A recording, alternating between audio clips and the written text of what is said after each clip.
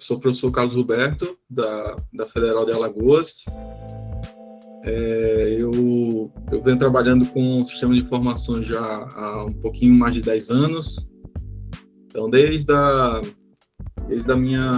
época do doutorado, já venho trabalhando com isso e a gente tem aprimorando, né, um sistema de informações que a gente veio desenvolvendo aqui em Alagoas, inicialmente com foco no instrumento de outorgas. A gente veio desenvolver um sistema de suporta-decisão que realiza, né, um balanço quantitativo, qualitativo dos recursos hídricos, né, considerando disponibilidade, uso, e esse sistema de suporta-decisão ele foi ganhando, vamos dizer assim, ganhando mais espaço, né? Ele foi ampliando o sistema, e hoje a gente conseguiu desenvolver um sistema de informações com vários módulos que atendem aí os instrumentos da política nacional de recursos hídricos, né? Como outorga, enquadramento, como cobrança. Então tem vários instrumentos, né, integrados. E, como o Jordana falou, o sistema de informação de recursos hídricos é um sistema que armazena, faz análise das informações. Então, quem trabalha na área de gestão, isso é um sistema que tem um potencial de uso bastante interessante, né? Porque muitas vezes essas informações de recursos hídricos, elas são dispersas. Elas não são reunidas em uma única base.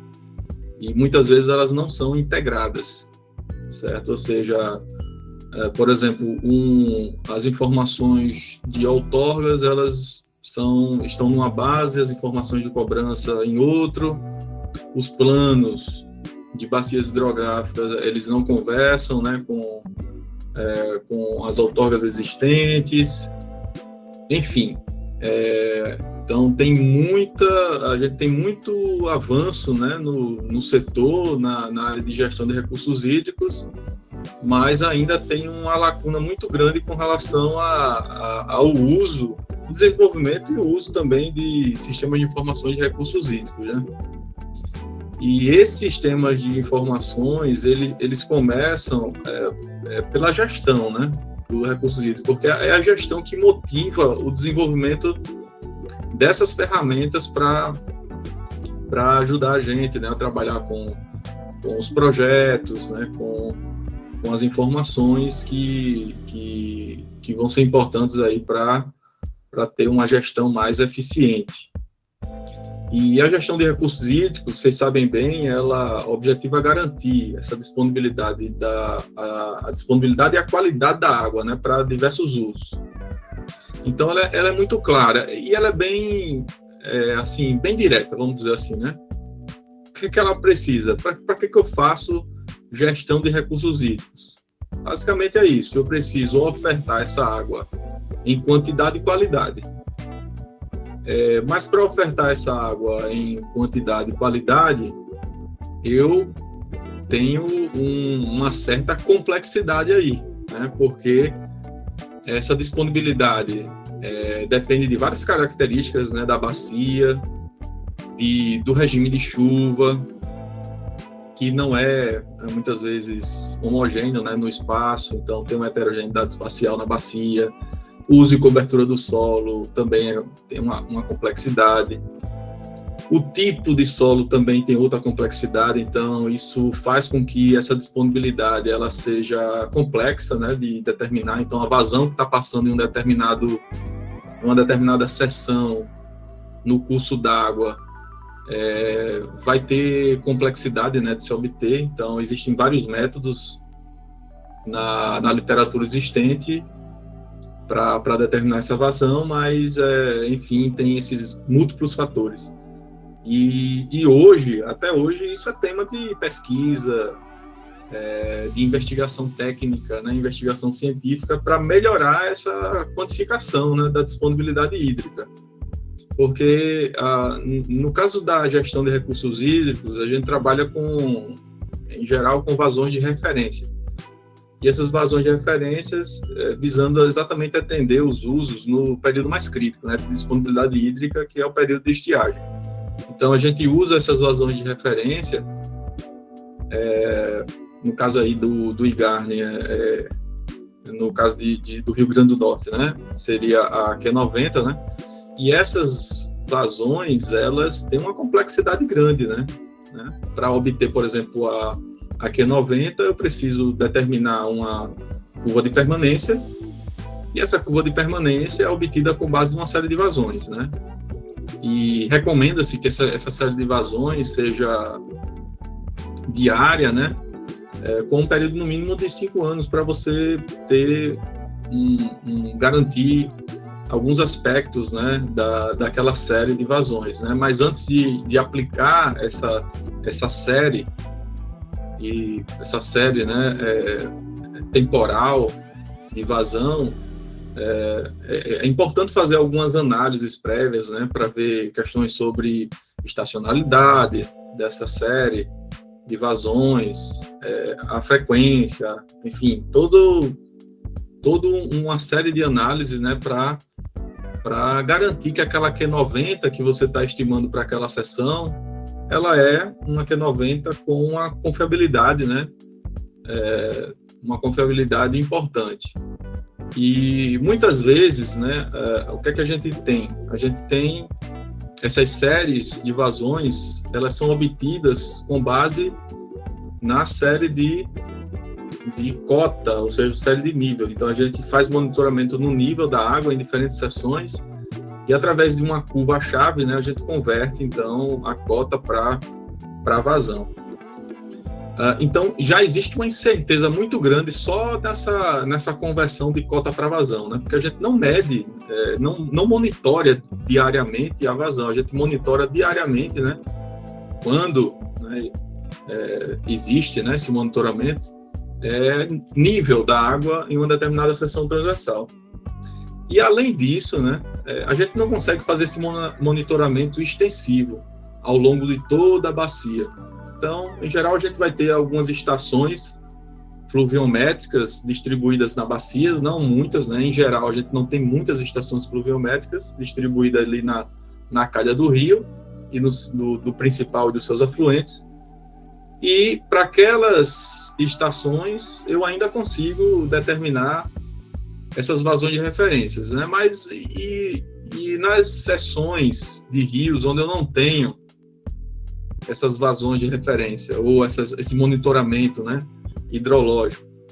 Então, em geral, a gente usa outras metodologias exatamente para fazer uma extrapolação dessa série de vazões de um ponto para o outro, né, de um ponto onde eu tenho monitoramento para um outro ponto onde eu não tenho monitoramento. Então, tudo isso é super complexo, né, do ponto de vista de quantificação, e tudo isso afeta a disponibilidade hídrica, né? Então, é muito comum que esses estudos de disponibilidade, eles precisem ser revisados, né, de tempos em tempos, né? Por quê? Porque essa disponibilidade hídrica, como ela depende muito, né, das características geomorfológicas da bacia, do tipo de uso e cobertura, do regime de precipitações, esses fatores, eles podem variar também com o tempo, né, em função de mudanças climáticas, alteração do uso e cobertura do solo, da quantidade de usuários ligados já, usando a água, os recursos hídricos ali na bacia, tanto superficiais como subterrâneos. Então, essa disponibilidade, ela pode mudar ao longo do tempo. Então, é necessário que se faça uma revisão regular dessas vazões de referências para garantir uma disponibilidade, uma quantificação dessa disponibilidade hídrica de forma adequada.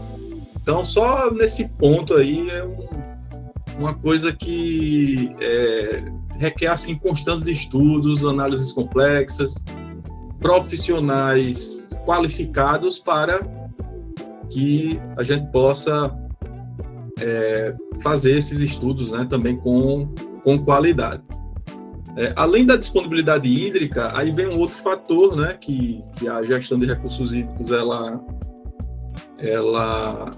prima, né, que é a qualidade da água, garantir a qualidade de água. Não adianta nada eu ter disponibilidade, mas aquela água ela não está adequada para o uso em termos de qualidade. Então, para garantir essa qualidade de água, eu preciso também fazer avaliações, fazer monitoramento, fazer quantificações dessa qualidade de água, né, para estender essas informações de monitoramento para seções onde eu não tenho monitoramento de qualidade de água. Mas, assim, em geral, as informações de qualidade de água são muito mais precárias do que disponibilidade de água, né? Em algumas bacias, em muitas bacias, eu diria, né, nem existe monitoramento de qualidade de água, e quando existe esse monitoramento é precário, certo? E fazendo com que esse tema a gente ainda está engatinhando, vamos dizer assim, né? A parte de qualidade, de fazer verificação, de considerar esses aspectos de qualidade de água para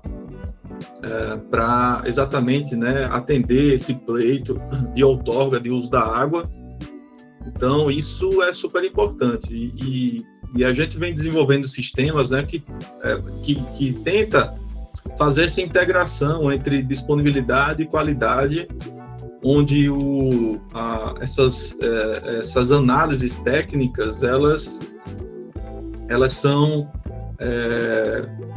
investigadas, né, com relação ao seu impacto na disponibilidade e na quantidade, né, porque não basta só olhar um lado, tem que olhar exatamente os dois. Por exemplo, um lançamento de efluentes em uma determinada seção, ela vai ter um impacto na disponibilidade hídrica, porque aquele efluente vai demandar de um volume de água para diluir aquele efluente, para que chegue numa concentração, né, de enquadramento.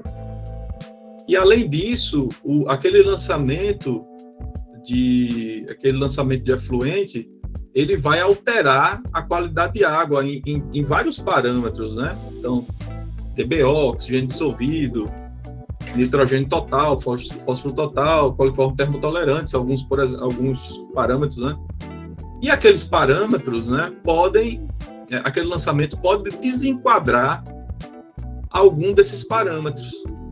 Uma vez desenquadrado, aquela água, ela já teria problema de atender um determinado uso. Não? Então, cada uso, né, seja para abastecimento, para irrigação, para dessedentação animal, para recreação, cada uso tem um padrão de qualidade de água. E esse tema ainda precisa muito avançar na gestão de recursos hídricos do Brasil, certo? Então, hoje a gente tem, enfim, avanços muito significativos, né, em termos de gestão de recursos hídricos no tema disponibilidade, mas em qualidade, enfim, todo mundo, né, que trabalha nessa área precisa se atenar, e a gente precisa atacar mais, né, essa parcela aí para realmente a gente fazer uma gestão efetiva. Não basta a gente ter disponibilidade e não olhar a qualidade de água. Muito bem, aí o que acontece? Os sistemas de informações de recursos hídricos, eles fazem parte, né, de um pacote inserido no tema gestão digital de recursos hídricos. Uma coisa é você fazer a gestão, só que essa gestão ela pode ser feita de maneira digital, né? Ou seja, reunir informações de modo estruturado e digitalizado para que a gente consiga ter, né, uma visão mais ampla do que está acontecendo, né, em termos de disponibilidade, qualidade, os impactos. Então, isso se faz através da implementação da gestão digital de recursos hídricos. E quais são os benefícios dessa gestão digital?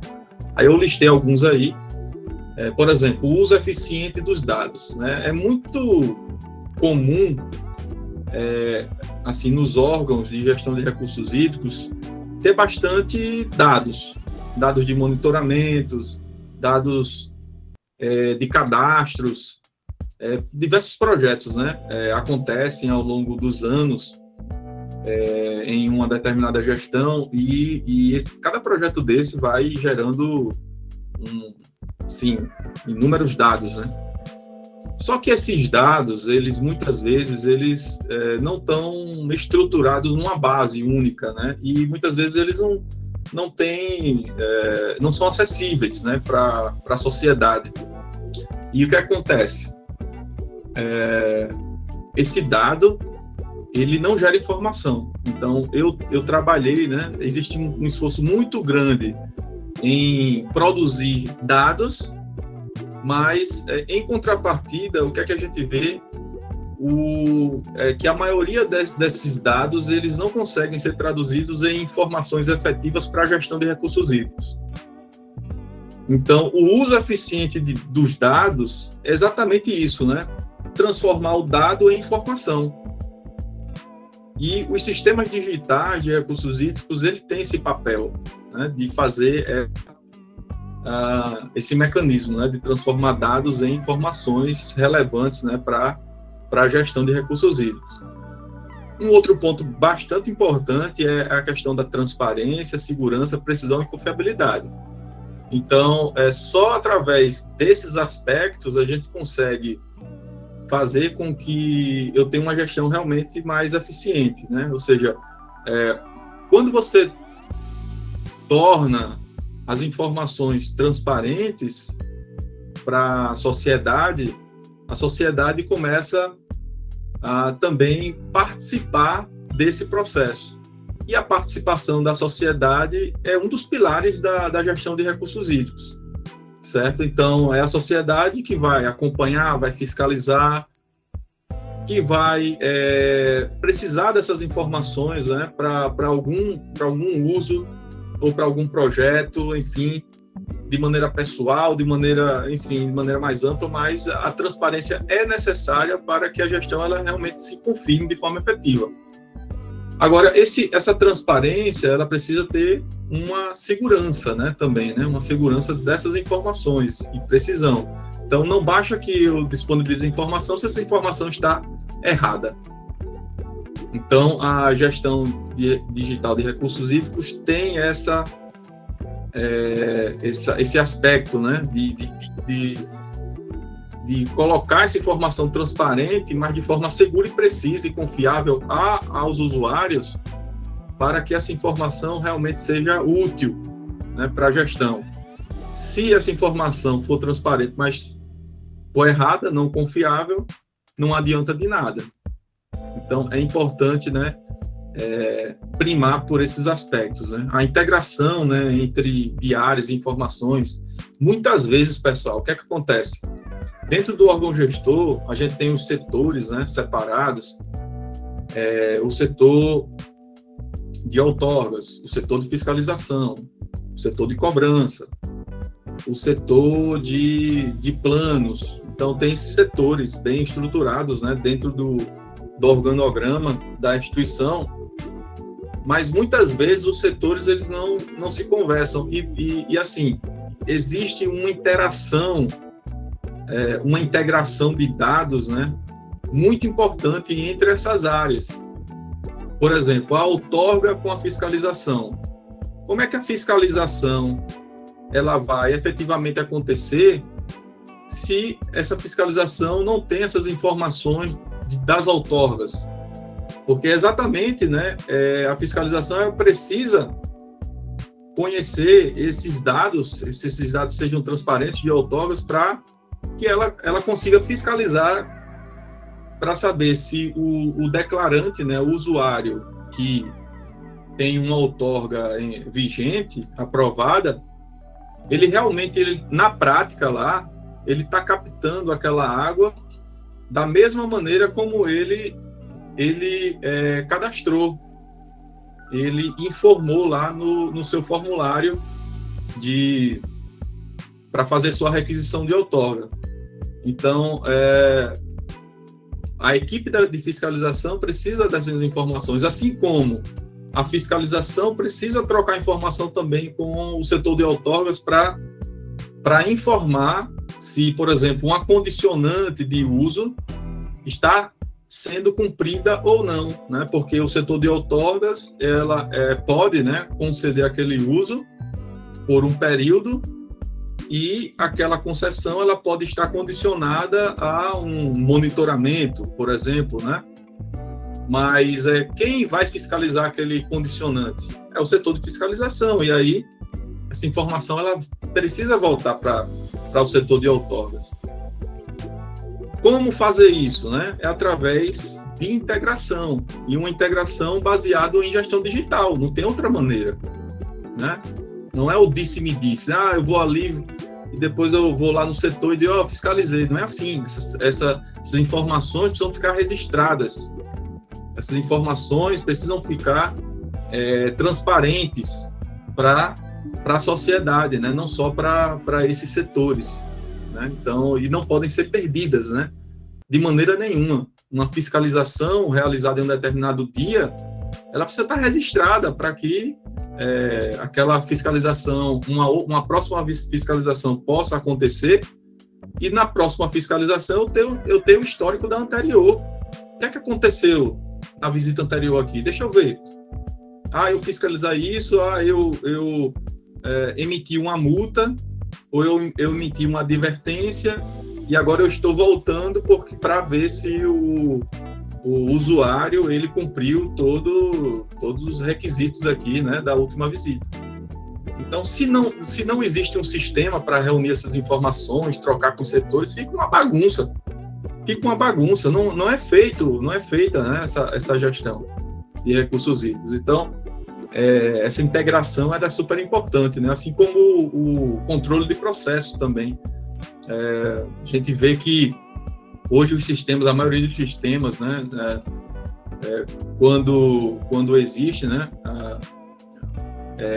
os órgãos gestores usam muito ainda o papel, né, nos processos, né, ainda são analógicos, e hoje não é mais concebido isso, né, de fazer processos, né, do meio analógico, onde você perde totalmente o controle, precisa pegar aquele processo físico e sair andando pelos corredores, ir no outro setor, deixar lá, enfim, precisa ter um controle, né, da saída do processo, da chegada do processo. Então isso, aplicando uma gestão digital, fica muito mais eficiente. Assim como o aprimoramento dos serviços, né, porque os órgãos gestores, eles se limitam em função da sua capacidade de atender o público. Quando a gente tem um sistema digital, uma gestão digital dos recursos hídricos, a gente começa a aliviar o peso, né, dos funcionários que trabalham nos órgãos gestores no dia a dia ali, né, atendendo pequenos pedidos, né, e só para vocês terem uma ideia, pessoal, esses pedidos podem ser os mais simples, né, tem muita demanda assim, muita demanda pequenininha, mas assim, constante e assim, de várias dimensões, né?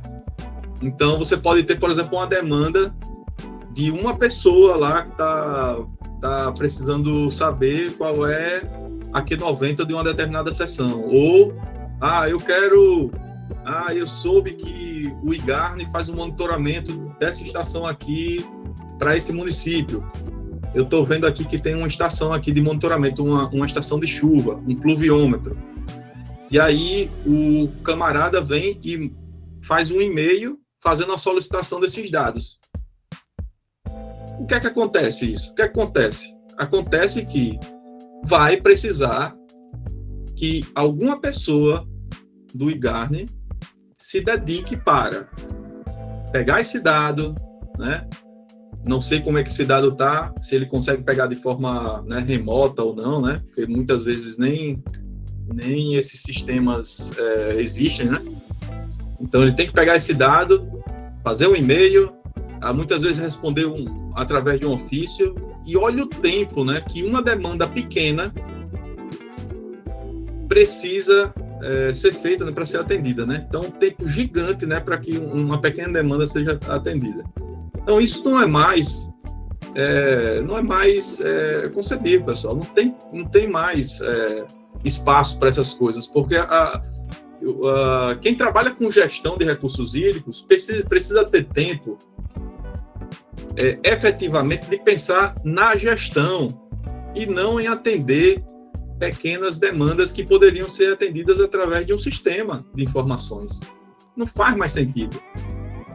Não sei se o pessoal aí que trabalha, né, nos órgãos de gestão de recursos hídricos, né, tem esse sentimento também, né, que até pode compartilhar, se for o caso, mas acontece demais. Eu vejo em várias situações, né, em vários órgãos gestores, né, que as pessoas estão afogadas de pequenas demandas e que não conseguem mais pensar em gestão. Então, como é que essas pessoas vão aprimorar os serviços se elas não param para pensar sobre eles? Não tem tempo para discutir sobre aprimoramento de serviço. Então, é preciso investir nesses sistemas, né, para que a sociedade seja atendida. Ela mesma precisa resolver, né, mas precisa ter um sistema organizado para isso. Então, além disso, né, a gente pode reduzir custos também com gestão digital, né? E eu diria mais, não só redução de custos, como aumento de arrecadação. Foi o que está acontecendo aqui, por exemplo, em Alagoas, depois que eles aplicaram o sistema que a gente desenvolveu. Eles, né, aplicaram a cobrança dos recursos hídricos usando o sistema de informações. A redução de custos aconteceu naturalmente porque não tinha mais os processos analógicos. Então, já teve o custo de redução aí do papel. Mas, além desses custos, tem os custos indiretos também com relação ao tempo pessoal que cada um levava para fazer análise desses processos, que foi drasticamente reduzido. Então, quando a gente torna essas análises mais eficientes, a gente começa a reduzir custo também de material e de pessoal também, que também tá nessa conta. E a arrecadação também ela é importante, né? Então, viabilizar procedimentos de arrecadação garante também uma gestão que vai ter perna, né, para planejar, que vai ter uma perna para contratar um determinado serviço, certo? Então, isso é importante, né? O órgão ele ter essa independência, ter o seu recurso para ele colocar em prática, né, o que ele pensa ali de aprimoramento dos serviços para a gestão. Então, a arrecadação é super importante para isso.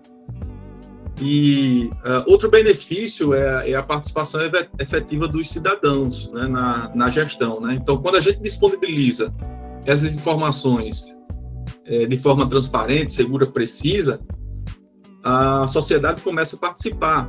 E como é que ela participa? Né? Ela participa, é recomendado que se participe através dos comitês, né?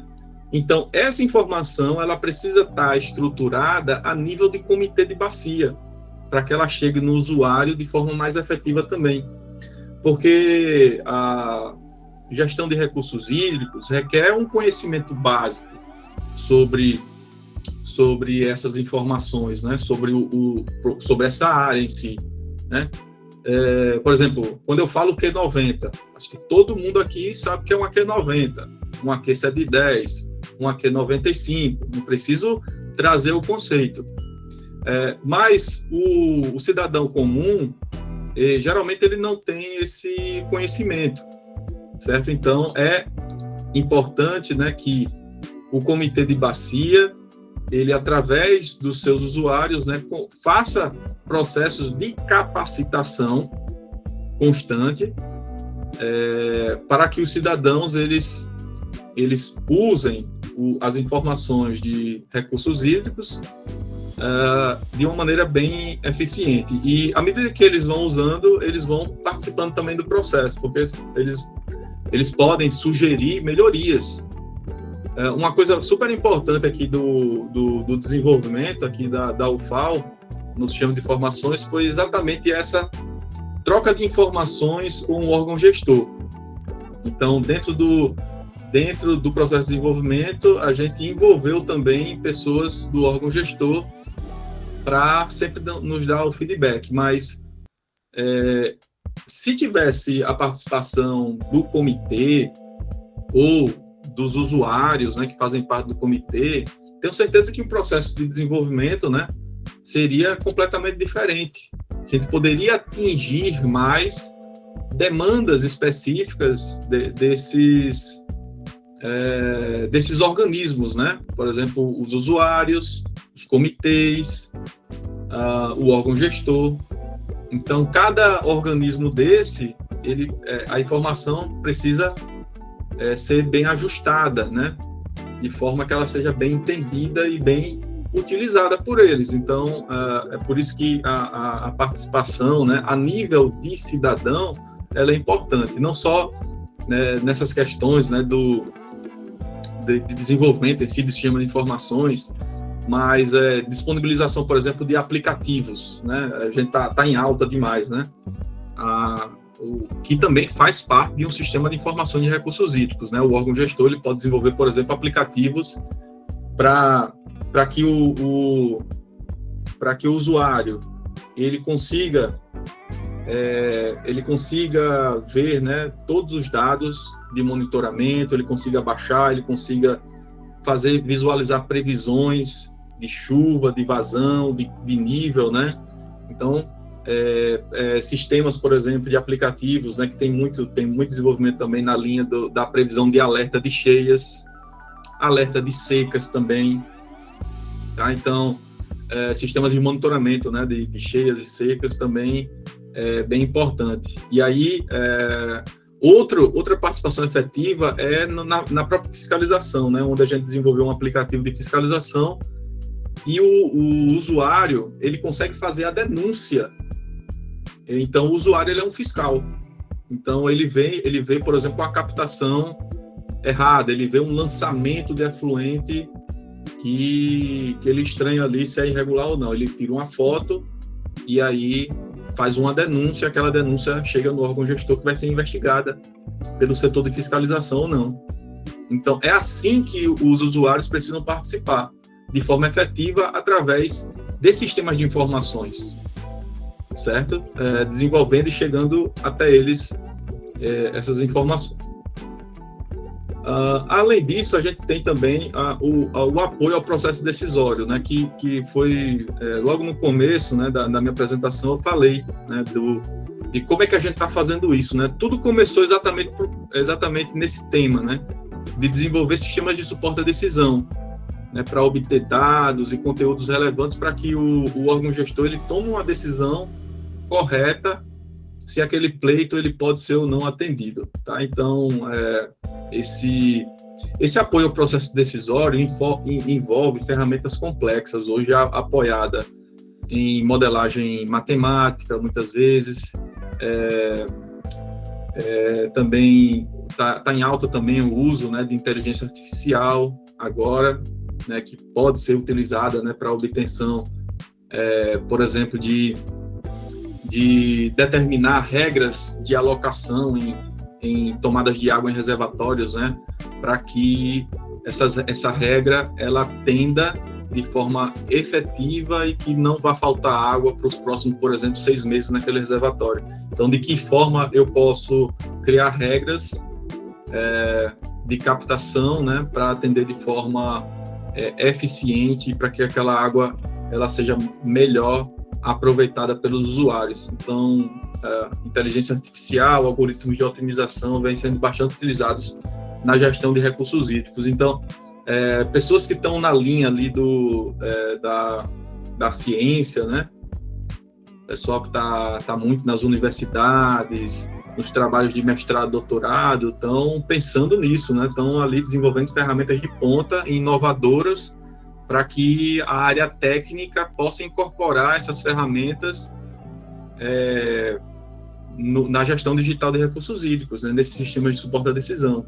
Então, é uma coisa que está em alta, bastante em alta mesmo. Bom, e aí a gestão digital ela é aplicada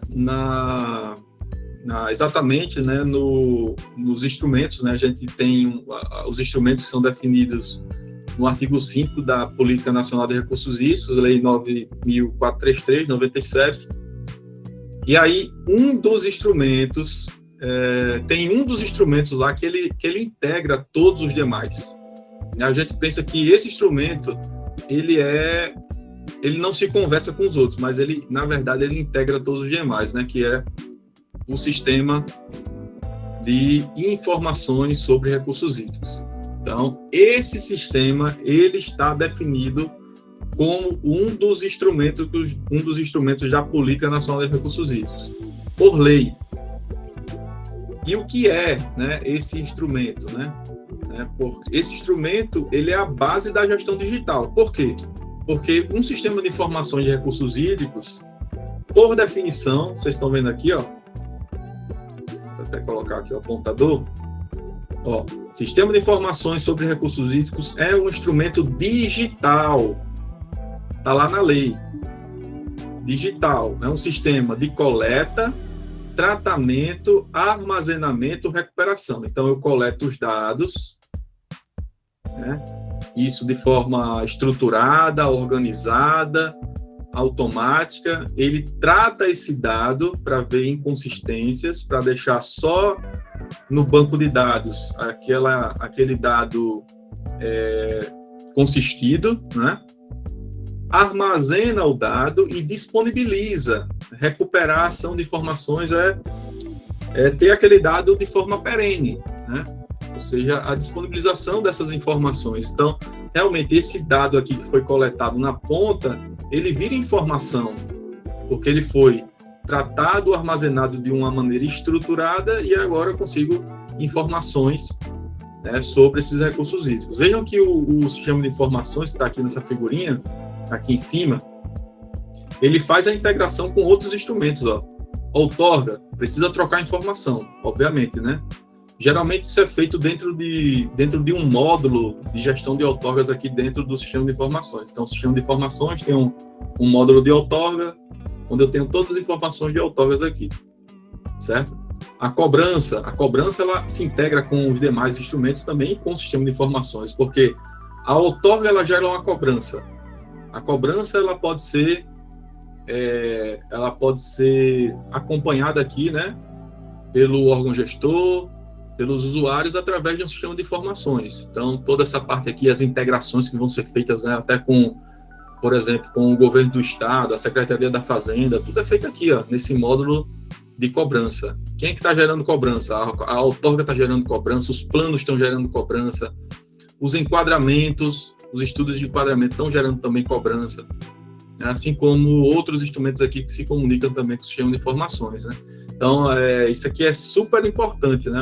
Ter um sistema de informações que integre de maneira organizada, porque esses instrumentos, eles se conversam, todos esses instrumentos se conversam e o sistema de informações, ele é responsável pela integração todos esses outros instrumentos da política de recursos hídricos. Aí o que acontece, pessoal? Esse sistema de informações aqui, ele existe, né, um sistema de informações nacional de recursos hídricos, que é o SNIR, tá? Hoje, esse sistema está na base da Agência Nacional de Águas e Saneamento, a ANA, certo? Então, o Sistema Nacional de Informações está lá. Mas, o que acontece? Nem sempre esse sistema aqui nacional, ele é adequado para fazer gestão a nível de Estado, né? O Sistema Nacional de Informações, ele foi pensado para fazer gestão a nível federal, a nível, né, de país, não reunindo informações de forma mais globais, mas nem sempre esse sistema consegue atender, né, quando a gente pega a lupa e dá um zoom ali no Estado, né? Por que ele não atende? Tem vários motivos, né? Mas daqui a pouco eu mostro para vocês. Mas é uma coisa muito importante para falar sobre o sistema nacional e o estadual é que, na verdade, eles não são concorrentes, né? Eles precisam coexistir, certo? Eles precisam também trocar informações entre eles, o sistema nacional e o sistema estadual. Então, não é porque eu tenho um sistema nacional que eu não preciso ter um estadual. Pelo contrário, eu preciso ter também o estadual para fazer essa troca de informações, para fazer o recorte a nível estadual dessas informações, não só o recorte, mas a produção de informações a nível estadual, que vão ser levadas a nível nacional também. Então, tem toda essa parte de integração, porque, em geral, num sistema nacional, a gente não consegue fazer avaliação dos impactos dos usos, né? Então, geralmente, os sistemas de suporte à decisão a nível nacional são para bacias de rios, né, condomínios federais. Então, bacias muito grandes. E aí a gente precisa realmente que o sistema nacional ele entre em ação para esse caso, porque é competência do órgão nacional fazer esse tipo de análise, né? Está na lei. Mas uma bacia que está 100%, né, no domínio do Estado, a competência para fazer essas análises é do Estado. Então, eu preciso de um sistema nacional e para fazer essas análises e depois me comunicar com o sistema nacional, certo? Então, só para vocês verem aqui, ó, um confronto entre o que existe no Sistema Nacional de Informações de Recursos Hídricos e no Sistema Estadual. Basicamente, o Sistema Nacional, ele trabalha com 3 subsistemas, né, que é o subsistema de regulação de uso, REGLA, não sei se vocês já ouviram falar no REGLA. Dentro do REGLA também tem sistema de suporte à decisão, de outorgas, né, isso para as bacias, né, com rios de domínio federal. O PLAN, né, que é o sistema de planejamento e gestão, né, onde eu tenho várias informações aqui sobre planos de bacias federais. E o QUALT, né, o QUALT é um subsistema quali quantitativo. E por exemplo, nesse subsistema aqui que está o HidroWeb, onde tem toda a parte de monitoramento dos dados hidrológicos, né, em termos quantitativos e qualitativos, e aqui no sistema nacional está dentro desse subsistema. E aí, esses 3 subsistemas usam essas ferramentas aqui, ó, inteligência hídrica, inteligência geográfica, muito importante, né? O que é a inteligência hídrica? A inteligência hídrica são todos os pacotes geralmente a gente fala pacote computacional, mas são ferramentas, né? Vamos dizer assim, são ferramentas desenvolvidas no meio acadêmico, no meio técnico, consolidadas para atender uma determinada demanda em um desses 3 subsistemas aqui, certo? Então, por exemplo, uma das ferramentas, né, aqui no REGLA de inteligência hídrica é o cálculo da vazão agronômica, né? Então, existe uma metodologia para o cálculo de vazão agronômica, que é a vazão exatamente necessária para atender uma determinada cultura de irrigação, e isso é feito através de um algoritmo, certo? Então, essa inteligência aqui, esse algoritmo, ele está dentro do REGLA e faz uso aqui dessa inteligência. Mas é todo o pacote, né? Enfim, computacional ou não, que foi introduzido dentro desses subsistemas aqui. Então, a inteligência hídrica, a inteligência geográfica, muito importante hoje, né? Usar isso, porque todas essas informações de recursos hídricos, geralmente elas são georreferenciadas, tá? Então, o usuário, ele está estabelecido numa determinada coordenada, latitude e longitude, onde ele faz sua captação, e para aquela coordenada lá, eu sei exatamente qual é o trecho de rio que ele está captando, Eu sei, por exemplo, quem são os usuários que estão montante dele, os usuários que estão a jusante, então preciso dessas informações geográficas, né, para exatamente trabalhar de forma mais efetiva esses 3 subsistemas aqui. E a parte documental, então toda a parte de documentos também ela precisa ser organizada de uma forma a disponibilizar informação para esses sistemas aqui. E vejam que esses sistemas têm uma correspondência muito grande com o sistema de informações de recursos hídricos estadual. Basicamente, né, o que pode acontecer é eu ter módulos mais específicos, né, por exemplo, aqui no QUALT, que é nacional, a nível estadual eu posso ter um para monitoramento de qualidade, vocês estão vendo aqui, ó, monitoramento de qualidade. Eu tenho um módulo para isso. E tem um outro módulo de monitoramento hidrometeorológico. Então, são 2 módulos separados. Obviamente, eles precisam se conversar, mas esses módulos aqui, eles correspondem a esse sistema aqui, né, nacional. Vejam que essas informações, elas precisam, né, ser consideradas a nível estadual, né, porque esses programas de monitoramento, como, por exemplo, o Qualiságua, também financiado pela ANA, são programas a nível estadual de monitoramento de qualidade, né? Então, o órgão gestor, ele vai com a equipe em campo fazer esse tipo de coleta, análise de laboratório, para ter essa informação a nível estadual, cria-se uma estação, né, de monitoramento de qualidade de água, esse dado, ele, em algum momento, ele precisa subir aqui a nível nacional.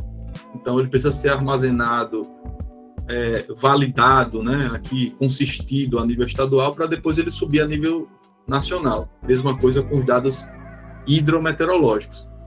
Olha aqui a base cartográfica aqui, né? Então, sistemas de informações que reúnem todas as informações de recursos hídricos, dados geoespaciais, vetorizados, rasterizados também, né, de forma de matriz, reunidos numa base cartográfica, para que os usuários, eles usem essas informações para desenvolver projetos, para ele exatamente visualizar o que é que já existe de usuários no sistema. Então, não seria legal, né, por exemplo, você que é usuário, clicar no mapa ali, um determinado ponto, e saber qual é a disponibilidade hídrica daquele ponto?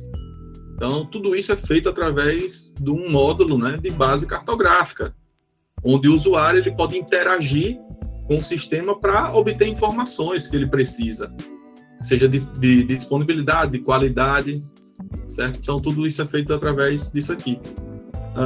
Outros módulos, né, como módulos de balanço quantitativo superficial, balanço quantitativo subterrâneo, balanço de qualidade de água, tudo isso é feito através de sistemas de planejamento e sistemas também de outorgas, tá? Então, informações aqui, esse para atender planos, né, planejamento e gestão, esses balanços aqui, e outros balanços aqui, que são balanços mais, vamos dizer, do dia a dia, né, porque vai chegando um processo novo, e aquele processo novo ele precisa ser analisado. Então, no dia a dia se usa o sistema de outorgas, que, no caso aqui, no nacional, ele tem essa correspondência aqui com regla, e nos sistemas de planejamento, de balanços hídricos, tem correspondência aqui com o PLAN, tá, no sistema nacional. Então, vejam que não muda muito, né? Então, eu tenho mudanças de estrutura, mas são 2 sistemas que independentes, obviamente, né? Cada um trabalhando no seu nível, mas eles são integrados. Então, geralmente, quem é que alimenta inicialmente esses sistemas estaduais? Quem dá carga inicial nesse sistema estadual, sistemas estaduais, são, geralmente, esses dados eles vêm do sistema nacional. E aí as informações são produzidas aqui, consistidas aqui, depois elas voltam para o sistema nacional. E aí vai, né, retroalimentando. Retroalimenta o outro, né? E a roda vai girando ao longo do tempo, certo? Então, obviamente, cada um com seus objetivos específicos, né, mas um retroalimentando o outro. Então, como eu falei para vocês, né, o sistema nacional e o de nacional, eles não são concorrentes, né, eles precisam coexistir. E aí eu listei 4 razões para isso, né? 4 razões que eles precisam coexistir. A primeira é a implementação dos instrumentos de gestão precisam ser realizadas obrigatoriamente a nível estadual e as informações precisam ser integradas a nível nacional, certo? Então, por que o estadual precisa existir? Porque a gestão ela é feita a nível de estado, né? A gestão de recursos hídricos ela é feita a nível de estado, mas ela precisa ser integrada a nível estadual, como a gente também falou no slide anterior. As análises de balanço hídricos quali-quantitativos em escala nacional não é adequada para a tomada de decisão dos processos de outorgas de uso de água em domínio estadual. Então, por que elas não são adequadas? Porque, em geral, a escala de análise no nacional ela é muito mais grosseira do que no estadual. Enquanto, por exemplo, a escala de análise no estadual é de 1 para 1 milhão, ou no máximo ali de 1 para 250 mil, a gente consegue ter uma escala a nível estadual de 1 para 5 mil, por exemplo, né? Um detalhamento maior da rede de drenagem, da bacia, de toda a topologia, né? Dos rios na bacia. Então, por que isso? Porque, às vezes, né? Se a gente trabalha numa escala muito grande, eu vou ter usuários conectados no mesmo trecho de rio, porque aquele trecho de rio ele está numa escala muito grande. E aí a gente não consegue segmentar aquele trecho em vários outros trechos, né? Então, no sistema estadual, a gente tem essa possibilidade de detalhar mais a rede de drenagem e, consequentemente, fazer com que aquela captação ela seja mais próxima, né, exatamente do balanço real que está acontecendo no rio ali. Então, porque as unidades de análise são bem pequenininhas, enquanto no estadual as unidades de análise de balanço são estupidamente grandes, né? Então, não dá para considerar isso a nível estadual. Outra coisa importante aqui, que no sistema de informações nacional, o sistema não considera o efeito de captações subterrâneas na disponibilidade hídrica superficial. Por quê, pessoal? Porque é o seguinte, por lei, as captações, as águas subterrâneas são de domínio estadual. Então, como as águas subterrâneas são de domínio estadual, por lei, eu preciso, para toda solicitação de outorga de captação subterrânea, eu preciso fazer essa análise a nível estadual, tá? Não tem como vocês, por exemplo, utilizar o REGLA para isso, né? Mesmo o seu rio, ele sendo de dominalidade federal, né? Passando por mais de um estado. Se for uma captação subterrânea, não tem jeito, essa outorga ela vai precisar ser solicitada no estado onde está sendo realizada essa captação subterrânea. Vejam só, além disso, o que é que acontece? Uma captação subterrânea, ela gera um impacto na disponibilidade hídrica superficial também, né? Ou seja, quando eu tenho um poço, né, eu crio um poço e crio uma captação dentro daquele poço, o que acontece? Acontece um efeito do cone, né, de rebaixamento daquela captação subterrânea. E esse cone de rebaixamento, ele pode atingir a calha de um rio, né? Então, ele pode chegar até uma calha do rio. Chegando na calha do rio, ele vai meio que retirar uma disponibilidade hídrica que está passando ali no rio. É como se fosse uma captação também superficial. Então, esse efeito da captação subterrânea na disponibilidade hídrica superficial não é levado em consideração no sistema nacional, porque ele só faz balanços hídricos superficiais dos rios, né? Reservatórios, enfim, tudo isso ele considera, mas não considera essa integração, né, das águas superficiais e subterrâneas. Lembrando que a Q90, né, a Q90, ela é uma vazão de referência característica do período de estiagem. E no período de estiagem, quem é que está abastecendo a calha do rio no período de estiagem? Exatamente, né, as águas subterrâneas. Então, quando eu tenho um impacto nas águas subterrâneas, eu tenho também um impacto na disponibilidade hídrica superficial no rio, certo? Então, por isso que isso precisa ser levado em consideração. E aí a gente consegue fazer dentro de um sistema de suporte de decisão de outorgas, né, a nível estadual. Isso aí a gente consegue fazer.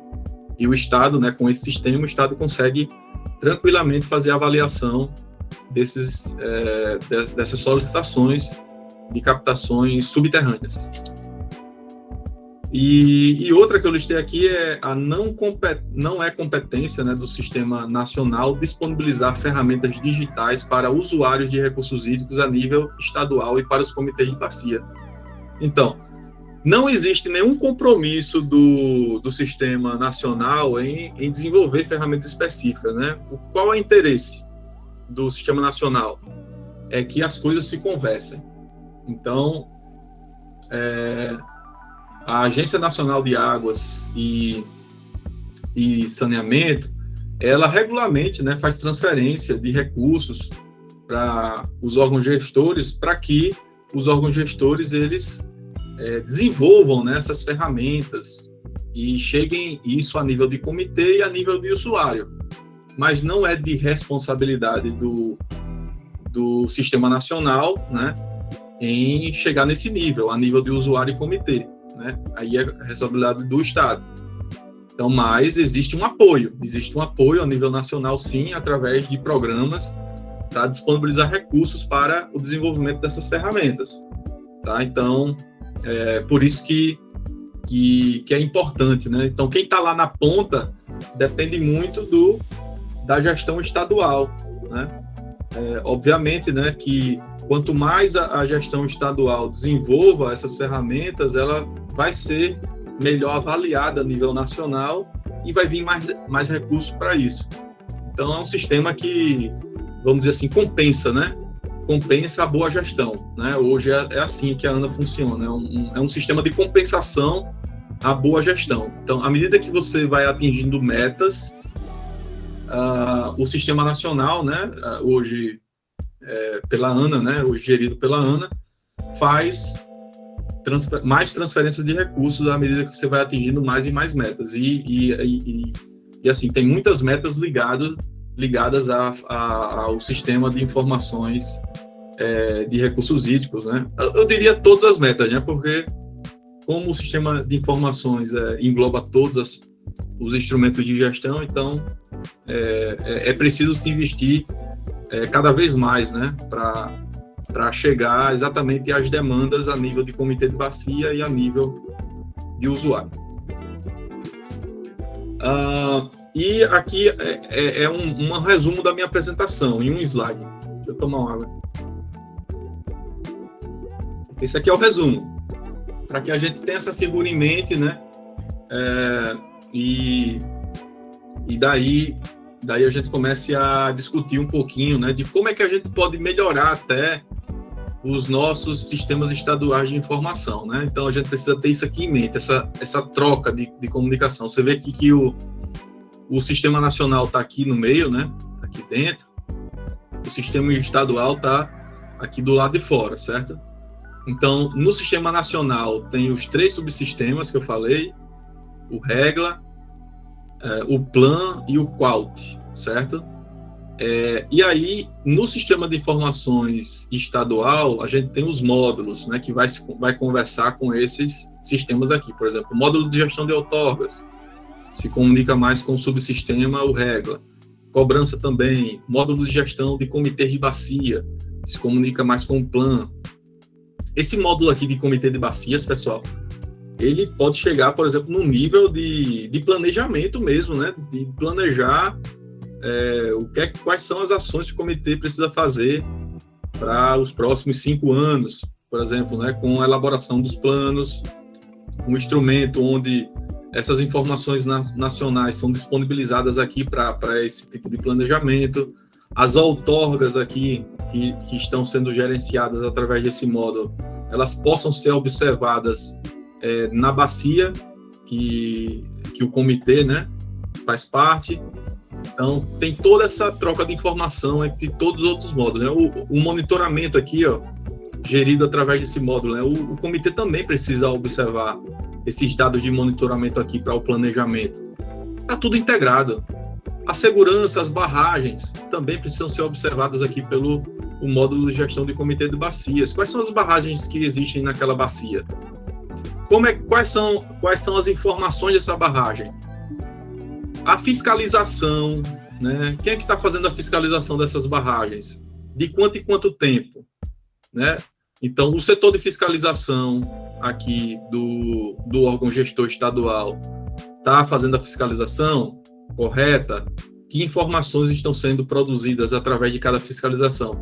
Então, nesse módulo aqui, é importante fazer esse recorte. Então, todas essas informações da fiscalização, elas precisam chegar a nível de comitê, para o comitê observar, né, quais são as barragens, quais são as informações, quais são as fiscalizações que estão sendo feitas, né, para cada barragem que está dentro da bacia. Então, tudo isso é de suma importância. Então, tem vários módulos, né, a nível estadual, que são integrados aqui, sempre trocando informação com o outro, né. Só para vocês terem um exemplo, o módulo de gestão de outorgas precisa enviar anualmente os usuários que foram cadastrados naquele ano. Então, geralmente isso é feito no final do ano. É tipo um imposto de renda, né, que a gente envia também. Então, tudo que a gente fez aqui, te manda lá para a Receita Federal. No módulo de gestão de outorgas também é feito isso. Então, todas as outorgas que foram deferidas precisam subir aqui esses dados para o REGLA, para o Sistema Nacional. E isso é feito, em geral, uma vez por ano. Então, precisa ter uma ferramenta aqui que faça a transferência, certo? Assim como, né, o módulo de gestão de outorgas, para começar a funcionar, para ele começar a funcionar, eu preciso de uma informação das outorgas que já existem. E onde é que ele pega essa informação? Precisa pegar aqui do Sistema Nacional. Então, quais são as outorgas que já existem? Está aqui. Ele pega essas outorgas e aí ele considera dentro aqui do sistema. Entrou outorgas novas no ano, entraram as outorgas novas aqui no ano, então ele pega esses dados das outorgas novas e joga para o Nacional. É assim que funciona. Além dessa comunicação, né, dos dois sistemas, o estadual e nacional, esses módulos aqui do estadual, eles podem se comunicar com outros sistemas do estado, né, como, por exemplo, o SEI, que é o Sistema Estadual de Informações. Né? Existe isso aí para todos os estados, né, tem um sistema, né, estadual de informações. E aí o que acontece? Um processo de outorga aqui, recebido pelo Sistema Estadual de Informações, ele gera também um processo no SEI, ele pode gerar um processo no SEI. Mas se esses dois sistemas não estiverem integrados, eu vou ter um processo aqui e outro processo aqui. Isso não é legal. Então, por exemplo, o sistema que a gente desenvolveu, ele cria automaticamente um processo no SEI. Então, ele cria e acompanha aqui. Então, ele vai criar, acompanhar, então tem uma integração efetiva. Então, eu não preciso de dois sistemas para trabalhar, né? Eu só, né, no único sistema eu consigo fazer toda a gestão, certo?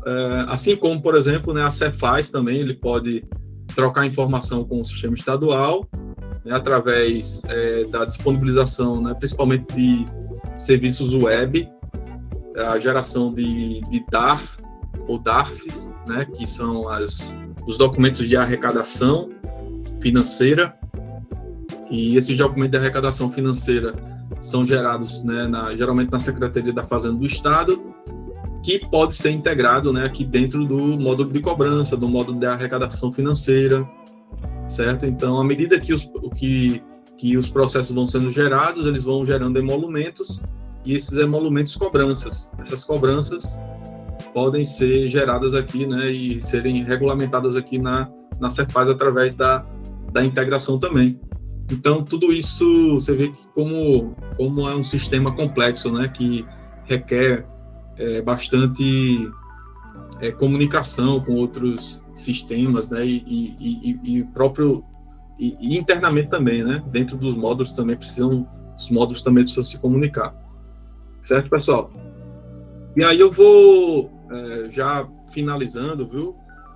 Eu só vou dar uma visão geral, né, do sistema que a gente desenvolveu, e depois, na próxima aula, a gente vai exatamente explorar esse sistema, né, que a gente desenvolveu aí para o Rio Grande do Norte.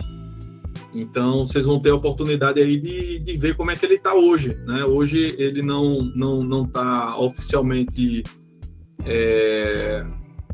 divulgado, né? Ele está em fase de últimos testes ali pela equipe do IGARNE, mas eu acredito que em pouco tempo vocês já vão conseguir fazer solicitações, né, de outorgas já totalmente online, sem necessidade de ir lá no IGARNE e abrir um processo ou enviar por e-mail, enfim, vai estar todo digital. Então, esse sistema que desenvolvemos, né, que a gente chamou de SIGA, que é o Sistema de Informações de Gestão de Águas. Esse sistema, ele é um sistema de informações, né, de recursos hídricos. Só que o que acontece? Aqui na universidade a gente pensou em desenvolver um sistema que pudesse atender diferentes órgãos gestores. A gente sabe, né, que cada órgão gestor tem sua particularidade. Então, tem um nível de personalização que precisa ser atendida por cada órgão gestor, e também cada órgão gestor tem diferentes interesses, né, com relação ao seu sistema de informação. Então, por isso que a gente precisou fazer com que esse sistema fosse do tipo Lego, né? Então, eu vou conectando as peças. Então, eu vou começar aqui com o módulo de outorgas e eu vou conectar depois com um módulo de informações geográficas, esse módulo aqui, depois eu vou conectar outra pecinha aqui, que é a pecinha da fiscalização, depois eu conecto outra pecinha que é de cobrança. E foi assim que a gente vem atendendo, né, essas demandas dos diferentes estados. E essa estrutura que a gente adotou está sendo bem aceita, bem sucedida. E o SIGA, ele na verdade, como eu falei, né, uma solução customizada e escalável. Escalável do ponto de vista, né, eu posso ter uma pecinha de Lego aqui hoje e amanhã eu inserir outra sem afetar essa pecinha de Lego que já estava aqui trabalhando. Então, tem sistemas que não são assim, né? Tem sistemas de informações que já aplicados em outro estado que é um pacote único, né? Então, tem vários módulos lá e você não pode adquirir um dos módulos, né? Você não pode começar por um dos módulos. Você tem que adquirir tudo. E muitas vezes o que acontece nisso aí? Esses grandes sistemas, eles não têm a capacidade de desenvolver ferramentas inovadoras, né, para um determinado módulo específico, porque como é um pacote único, você precisa mexer no pacote inteiro para alterar uma partezinha, e no nosso sistema não, né? Cada pacote desse é separado e eu posso personalizar de acordo com o interesse, né, do órgão gestor ou dos usuários que vão usar o sistema, e eu posso também, customizar, né, de forma escalável, né, sem impactar um módulo que já está trabalhando, que já existe. E então foi uma maneira bem legal e que está sendo super útil, né, essa maneira com que a gente projetou esse sistema de informações de gestão de águas. Então, todo esse sistema ele é apoiado em segurança de dados e de decisão, né? Segurança de dados baseado em engenharia computacional e de decisão baseado também na análise integrada, considerando resolução de bacias estaduais, né? Então, sempre vou fazer sistemas de suporte à decisão considerando a particularidade do Estado em termos de como esses recursos hídricos eles podem ser considerados, né, a nível de segmentação no Estado, nas bacias estaduais, né? Então, tanto superficial e como subterrâneo também. Bom, é importante dizer, só antes de chegar nesse slide, é importante dizer que para chegar nesse sistema, a gente precisou de uma equipe multidisciplinar, tá? Então, eu sou engenheiro civil, e aí fiz mestrado e doutorado na área de recursos hídricos. Trabalho com gestão há muito tempo. E aí, a gente foi, ao longo desses 10 últimos anos, eu fui trabalhando mais com a parte de engenharia computacional, certo? Então, a gente viu que os sistemas de informação que já existiam, que já estavam sendo utilizados por alguns estados, a gente viu que eles eram pacotes fechados e que não eram escaláveis. Então, acabou aquele contrato, né? Quando acabava o contrato, a empresa ia embora, deixava lá aquele pacote que é quase que impossível dar manutenção, né? Porque só a empresa mesmo que desenvolveu que poderia dar manutenção. Então, como a gente trabalha com essas pecinhas de Lego, tá tudo componentizado, o próprio mais da nossa equipe para melhorar a sua ferramenta. Então, ele pode chegar ali e trabalhar em um determinado módulo, certo? Então, só que essa visão a gente começou a ter depois que eu fui me aprofundando mais na interface da computação. Então, hoje eu sou um engenheiro que trabalha com computação, né? E aí eu fui formando pessoas, né? A gente foi formando dentro do laboratório pessoas que passaram pelo curso de engenharia, né? Com essa visão da computação em desenvolvimento de sistemas voltados exclusivamente para a gestão de águas. Você vê que o nosso laboratório ele se especializou em ferramentas específicas para a gestão de águas, certo? Então, só nisso. E daí, esse nicho, né, que a gente escolheu, ele permite de forma muito mais eficiente e eficaz atender essas demandas dos usuários que trabalham com gestão de recursos hídricos.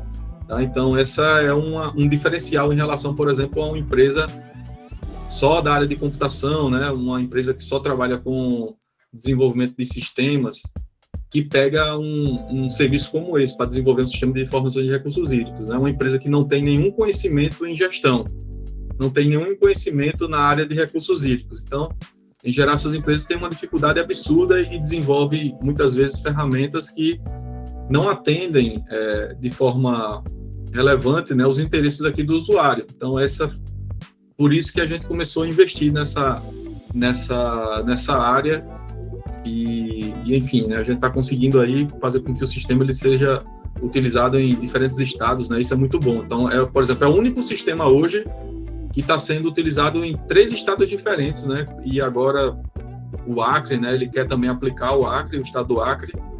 Então, o único sistema seria aplicado em diferentes estados, né? Então, uma ferramenta só, uma estrutura só. Bom, o que é que se baseia a estrutura? Se baseia em perfis de usuários, se baseia aqui em diferentes ferramentas para atender esses usuários aqui, né? Que a gente pode ter diferentes usuários, né? Que é o denunciante, que está vendo ali uma irregularidade na sua rua, enfim, de captação relacionada a recursos hídricos, ele faz uma denúncia através de aplicativo. O requerente, também um requerente de uso, né, daquele recursos hídricos, então ele pode fazer uma requisição. O gestor que precisa fazer essa análise, né, de denúncias, de requisições, então a gente precisa de um perfil de gestor, um perfil de analista para fazer uma análise técnica e o técnico de campo, né, principalmente voltado à fiscalização de recursos hídricos. Então, vejam que só esse mapeamento aqui de usuários, né, que usam o sistema já é complexo, né? Então, cada um tem uma cabeça diferente, né? Cada um vai usar o sistema de uma forma. Então, eu preciso atender que o sistema ele atenda esses diferentes perfis, né? Então, como é que o sistema ele vai se apresentar para o denunciante? Como é que o sistema ele vai se apresentar para o requerente, para o gestor, para o analista, para o técnico em campo? Então, eu tenho personalizações específicas, né, para diferentes perfis. E essas personalizações, elas vão aqui dentro desses módulos, né? Então, hoje, o carro-chefe do sistema, sem dúvida nenhuma, né, é o módulo de gestão de outorgas, que é esse módulo aqui. Então, 100% dos parceiros, né, a gente considera parceiros, né, nem são clientes, né, são parceiros, porque a gente desenvolve esse sistema junto com os órgãos gestores, né? Então, o módulo de gestão de outorgas, ele hoje é o carro-chefe, e geralmente nesses órgãos gestores que estão aplicados, né, o sistema, foi o primeiro módulo que eles optaram, né, a ser implementado. São um dos instrumentos aqui. Também outro módulo muito requisitado, esses dois aqui, ó, o módulo de monitoramento de qualidade e o hidrometeorológico, certo? E outro muito requisitado também é o módulo de fiscalização, né? Além disso, tem outros módulos também, o módulo de informações geoespaciais, um módulo de usuários para acesso, módulo de financeiro, né, que aqui também tem a parte de cobrança. E todos esses módulos aqui, eles se comunicam com várias instituições, né? Aqui a gente está vendo uma comunicação aqui com a ANA através de uma ponte, né? Vamos dizer, uma ponte de comunicação. Na computação a gente chama de API. E essa comunicação, obviamente, é feita através de um banco de dados relacional que está num servidor, certo? Então, a gente tem um banco de dados estruturados para atender esses diferentes módulos, e esse atendimento, essa troca de informações também é via API, certo? Então, aqui, por exemplo, a comunicação com a ANA, ela atende vários... tem vários propósitos aqui de atendimento, né, dentro do sistema de informações, né? Por exemplo, os dados hidrológicos, né? Então, a gente faz um recorte aqui e vai para cá, tanto para o monitoramento como o hidrometeorológico. Tem uma comunicação nas outorgas aqui, né, através do CNA 40, que é o Cadastro Nacional de Usuários de Recursos Hídricos. Então, existe uma troca de informações com o módulo de gestão de outorgas. O monitoramento de variáveis hidrológicas por satélite também pode ser incorporado aqui nesses sistemas, né, nos módulos aqui do SIGA, né, e eventualmente ir aqui para o banco de dados. Então, tem toda essa troca de informação. Aqui a gente só colocou com a ANA, mas a gente também tem troca de informação com outras instituições, né, como, por exemplo, INEMET, né, o Instituto Nacional de Meteorologia, o CEMADEM, o Centro Nacional de Desastres Naturais,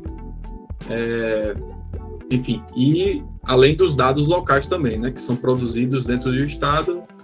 Todos esses dados são incorporados aqui através desses diferentes módulos, né, mas comunicação externa com a instituição, né, a gente faz exatamente com as instituições que gerenciam dados de recursos hídricos. Então, ANA, INMET, CEMADEM são as principais. Bom, eu acho que por hoje está muito bom, né? Eu vou tirar aqui meia hora para tirar dúvidas, né? Assim, foi recomendado, né, que a minha palestra fosse de 1h30 para meia hora de discussão, tirar dúvidas, e na sexta-feira a gente é mais mão na massa, né, para que a gente explore, né, o sistema de informações que hoje está implementado no IGARNE, para que vocês conheçam, e assim, de ponta a ponta, a gente vai vai explorar de forma bem detalhada. Mas, enfim, eu fico por aqui, agradeço e fico à disposição aí para tirar dúvidas, responder as perguntas, as questões. Obrigado. Obrigada, professor Roberto, parabéns. A gente fica sonhando, né, esses sistemas de informação digital. para o IGARNE, né? O professor Auricélio está aí presente, o nosso diretor do IGARNE. Se quiser estar com a palavra, também eu estou vendo que está nosso coordenador técnico de planejamento, o André, ele está de férias, mas quem estava tocando essas capacitações, mas estou vendo que ele está também aqui no nosso minicurso. Se tiver algo para acrescentar, alguma pergunta, o pessoal que está participando, se tiver alguma pergunta para fazer o professor Roberto, a hora é agora, vamos aproveitar que ele está aqui disponível para a gente. Foi difícil achar esse espaçozinho na agenda, né, professor? Foi. Mas agradeço a disponibilidade desde já. Auricélio, quer estar com a palavra? Só dar uma boa tarde aí ao professor, a você, André, que está aí, soldado no quartel, né, André? Porque está querendo ir para a guerra, né, trabalhar. Então, fique à vontade e agradecer também aí o esforço que o André fez para articular esses cursos, né? No mais, aí dizer que a gente tem todo o interesse aqui, o IGARNE, estamos aí nessa parceria, né, com a UFAL. Vamos agora também fazer ampliação para o sistema de monitoramento volumétrico, né, e tentar ampliar. Estamos aí nessa luta. A ideia é que a gente agora possamos começar os testes internos aí, ampliar esse uso com a equipe para irmos abrindo parceiro a parceiro até que a gente possa ter o sistema aberto aí de maneira ampla para a população, porque, lembrando aqui um pouco do que o Roberto colocava no início do curso, a otimização do tempo, né, a gestão dessa busca de informações, a gente muitas vezes está respondendo, seja um estudante universitário que quer fazer uma tese, seja ao Ministério Público ou qualquer outra coisa, então a gente demanda às vezes tempo da equipe para reunir informações, e essa ferramenta é importante nesse sentido, além de ser importante na própria otimização, na emissão dos documentos, né? Nas licenças, nas outorgas. Eu acho que isso é a grande vantagem, né? Essa facilidade de ter uma assessoria, essa gestão técnica mais qualificada, e também o analista poder saber que naquele ponto do rio tem uma dada vazão disponível, ou saber que naquele reservatório ainda resta, não é, uma quantidade de água X a ser outorgada, né, a ser delimitada. Então, isso é importante, principalmente sobre isso. Eu não vou me alongar, porque nós temos dialogado muito com o Roberto, mas só agradecer e deixar aqui o tempo livre para vocês perguntarem aí à vontade. Muito obrigado e um bom curso para todos nós. Estou aqui ouvindo, viu, professor? Aprendendo também. Obrigado aí pela participação. Obrigado, diretor. Alguém tem alguma dúvida, algum questionamento? Tem uma dúvida no chat do José Rafael Araújo. Ele perguntou o seguinte: o SIGA pode ser integrado com sistemas de outros órgãos, por exemplo, para visualização e compartilhamento de volumes captados no momento de renovações de outorgas? E tem previsão de quando os processos de pedido e renovação de outorgas serão realizados através do SIGA? Boa pergunta.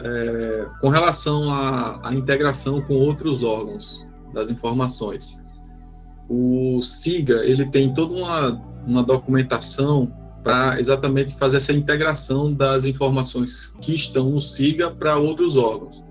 Então, os dados eles podem ser acessados via essas fontes de informações, né, que a gente chama de API.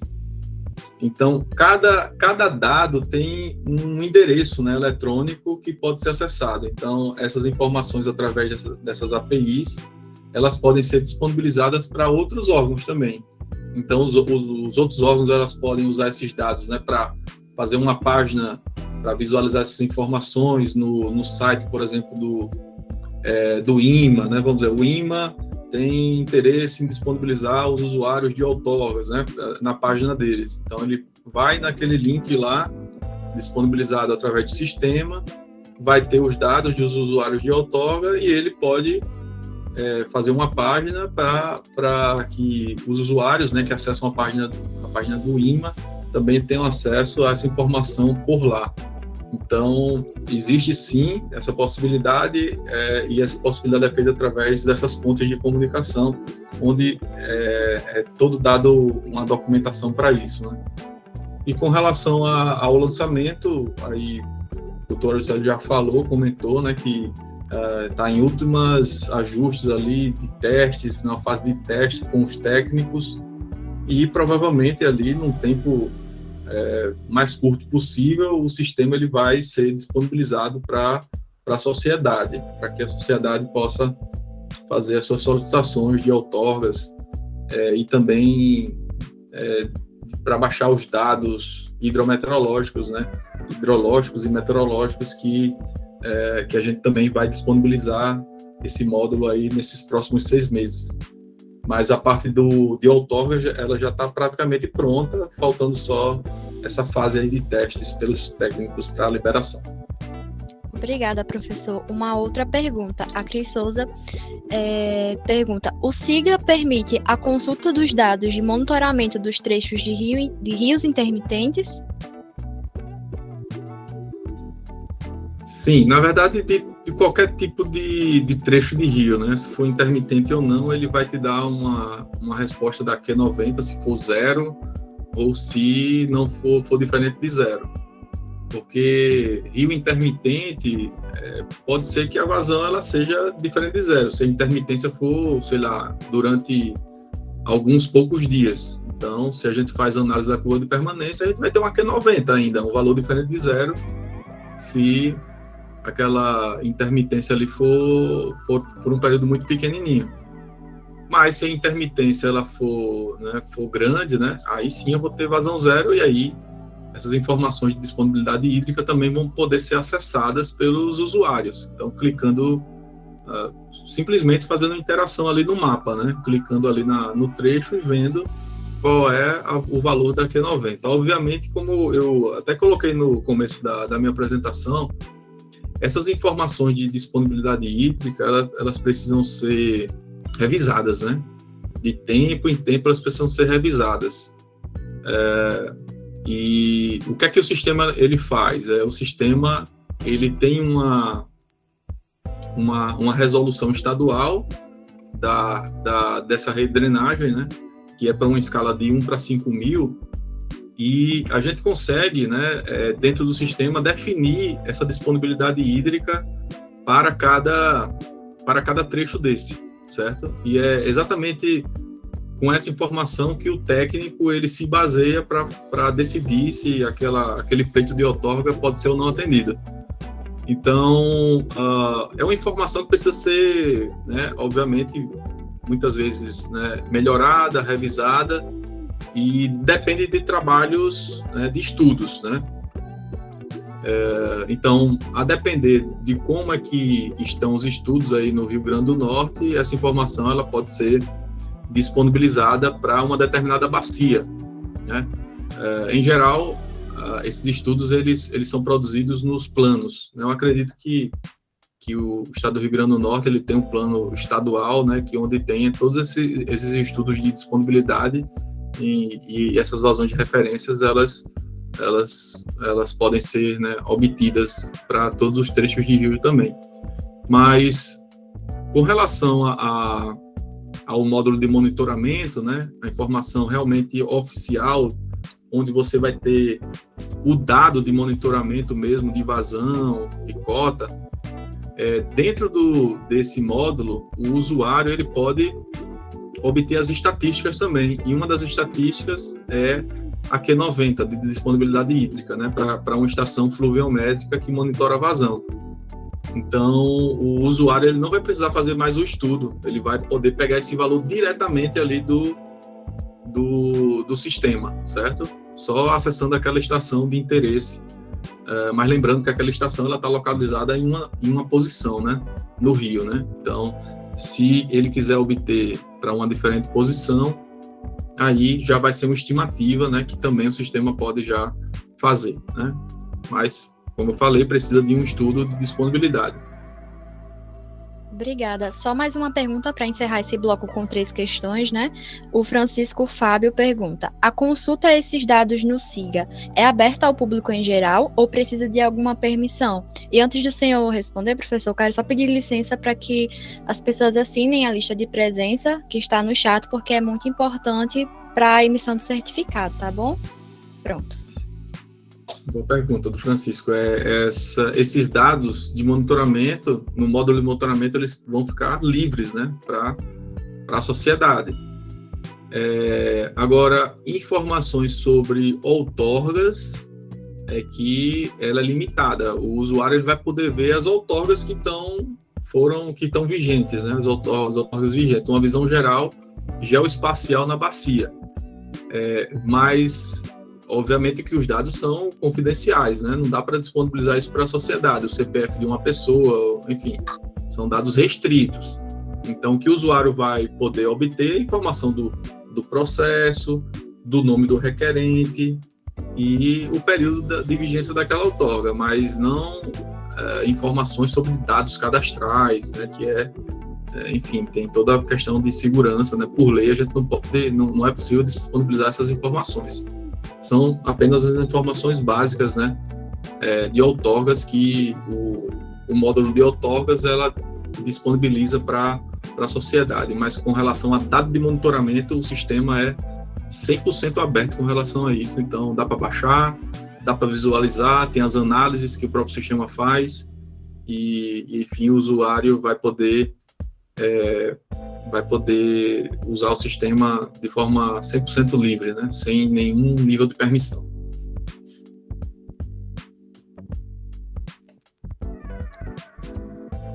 Pronto, não temos mais perguntas. Acho que encerra, né, Juliana? Encerraram as perguntas, tem mais algumas? Acho que chegou mais uma. Chegou uma. O Andrei Saboia pergunta: nesse conjunto de informações sobre a outorga que serão disponibilizados, estarão disponíveis dados de vazão/captação? Sim, é possível, né, através desse módulo geoespacial, né, o usuário ele interagir com o mapa para disponibilizar essa informação de vazão/captação. Então, ele vai, antes de solicitar a sua outorga, ele vai poder consultar qual é a vazão, né, disponível naquele rio e o que é que já tem de usuário ligado, que está captando até aquele ponto lá que ele está querendo solicitar.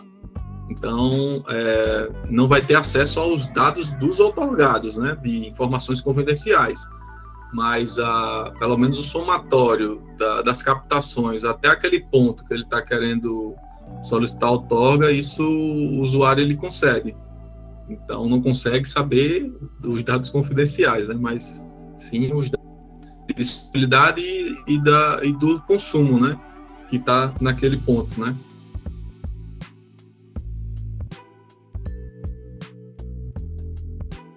Muito obrigada. Ok. Não chegou mais nenhuma pergunta.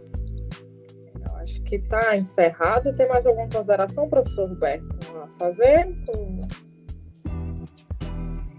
Não, se vocês vão encerrar, eu queria agradecer mesmo, então, a presença de todos e me colocar à disposição aqui para, enfim, qualquer dúvida. Eu posso disponibilizar o meu e-mail, não sei se vocês têm o meu e-mail, mas posso disponibilizar o meu e-mail para a turma. E o pessoal está perguntando quando é que pode acessar o SIGA. Vamos deixar isso para conversar na sexta-feira, né? O SIGA e mostrar um pouquinho, né, como é que é o SIGA. E aí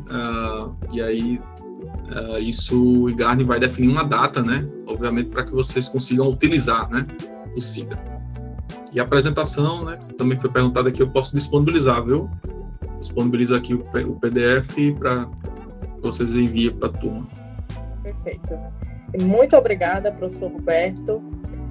Obrigada a presença de todos. Acho que foi muito bom. A gente fica encantado, fica querendo, né, Auricélio, já que trazer todos os módulos para o IGARNE, vamos lutar para isso. A gente vamos fazer por onde implantar, né, o que a lei já traz aí, já prevê, que é esse sistema de informações digital para a gestão de águas. Então, desejo boa tarde a todos e aguardo vocês às 14 horas na sexta-feira para a gente conhecer o sistema aí de pertinho e juntamente com o professor Roberto e toda a turma. Pessoal, tchau, tchau e até sexta-feira. Abraço. Boa tarde a todos, até sexta. Professor.